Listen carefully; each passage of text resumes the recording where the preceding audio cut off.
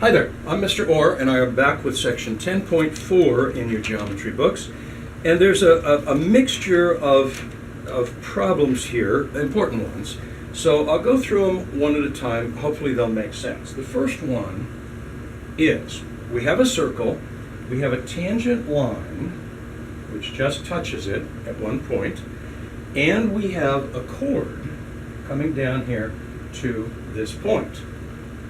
Now, this we're going to call angle 1, and this over here we're going to call angle 2.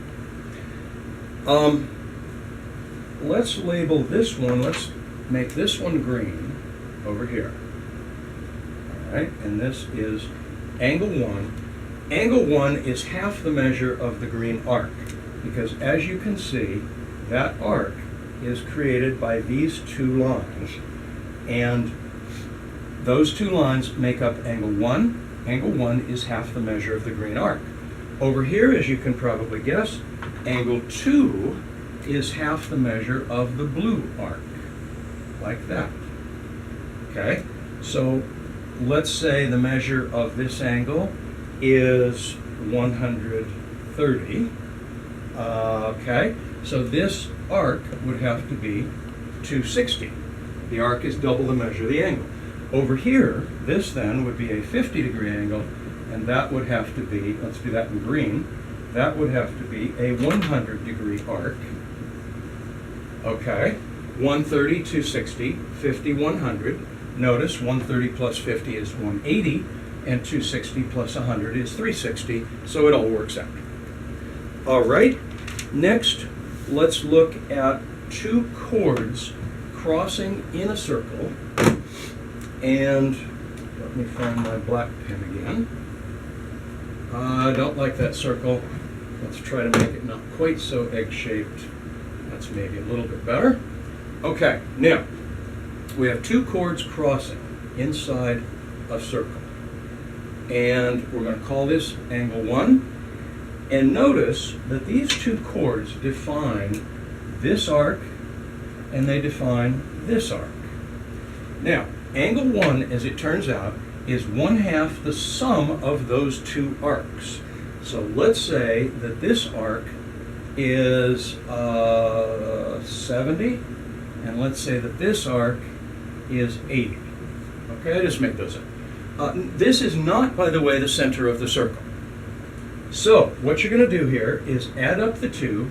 80 plus 70 is 150, and take half of that, so this angle is 75.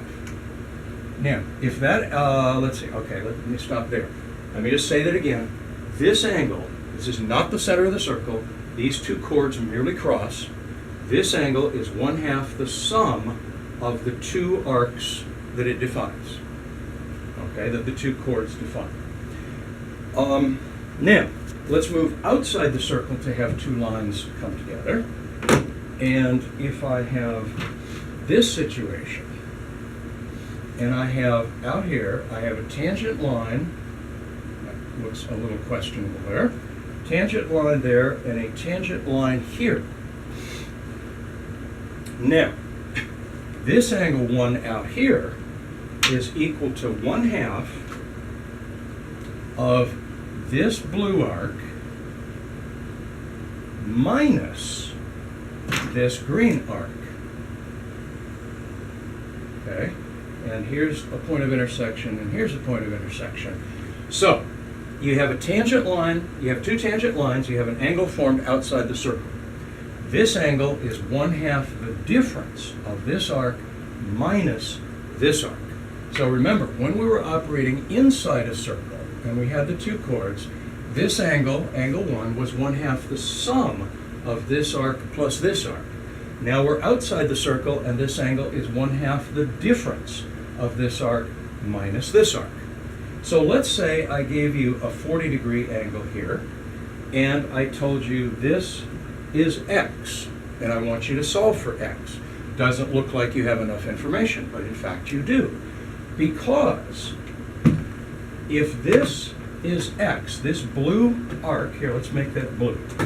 If this blue arc is x, then the measure of the green arc must be 360, minus x, because the two of them together add up to the entire circle. So now we have 40 is equal to 1/2 the difference of these two arcs, x minus 360 minus x. All right, now all we have to do is solve that. So let's multiply by 2. I get 80 is equal to x minus 360 plus x, because I take this minus and I distribute it to both the 360 and to the x, which reverses its sign and makes it positive. Now I have two x's over here.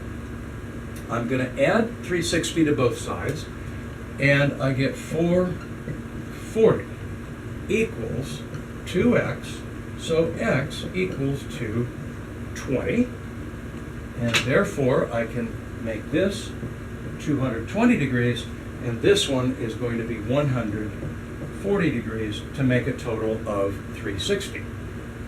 All right. Now, nice thing about this theorem here is you have two more that look a whole lot like it. You have this one, which says if you have a tangent line and a secant, then you have the same situation. Angle 1 is equal to 1/2 the measure of this arc minus this arc. Now notice the only difference here is these two arcs do not cover the entire circle. When we had two tangent lines, they did. But now there's this piece of the circle that's not included down here. So angle 1 is equal to, the measure of angle 1 is the measure of this arc minus this arc divided by 2. Very similar situation if you have two secants. So let's draw that situation. Whoops, let's try that again. A little bit better circle. Here, not much better. Okay, if I have out here, I have a secant coming through here and a secant here. Now, this angle 1 is equal to this arc minus, just a moment, minus this arc divided by 2. So, if you had, let's say this was 100 degrees and this was 40 degrees, then you have 100 minus 40 is 60 divided by 2, the measure of this angle is 30. Okay, so you have all three of those that work very similarly. Now, let's take a look at a problem here that you might run across, problem type, and that's going to be, we have a circle and we have these two coming through, let's see, coming through here and here, all right? This angle down here is labeled A over 2. A over 2. A plus 70 is up here, and this smaller arc down here is A plus 30. This arc, so now we have this arc right here, and this arc, and this angle.